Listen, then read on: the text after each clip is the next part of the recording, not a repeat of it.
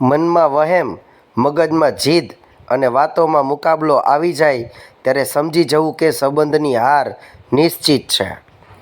જે જ્યારે માપો સમય મુજબ તેની માંગણીમાં તફાવત આવે છે.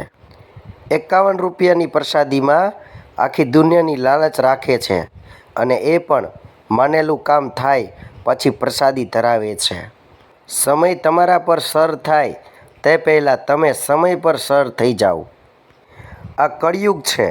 અહીંયા બીજાની તકલીફને લોકો કર્મનું ફળ ગણે છે અને પોતાની તકલીફને ભગવાનની પરીક્ષા.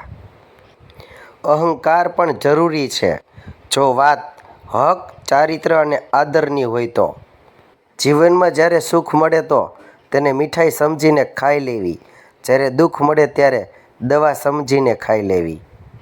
પગ ખેંચવાના બદલે હાથ આપો તો તમે પણ આગળ વધશો અને બીજાને પણ આગળ લઈ જાશો. આ જિંદગી પણ સાયકલ જેવી હોય છે. જેટલા પેડલ મારશો એટલા તમે આગળ વધશો. મુશ્કેલ સમયમાં કાયર લોકો બહાના શોધે છે અને બહાદુર લોકો રસ્તો શોધે છે. એ લોકો તમારી વેલ્યુ ક્યારેય નહીં સમજે જેના માટે તમે હંમેશા અવેલેબલ રહો છો.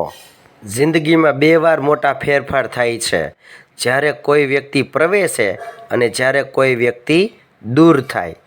સમય સારો હોય કે ખરાબ એ તો વીતી જાય છે, પણ વાતો, વ્યક્તિ અને વ્યવહાર હંમેશા યાદ રહી જાય છે.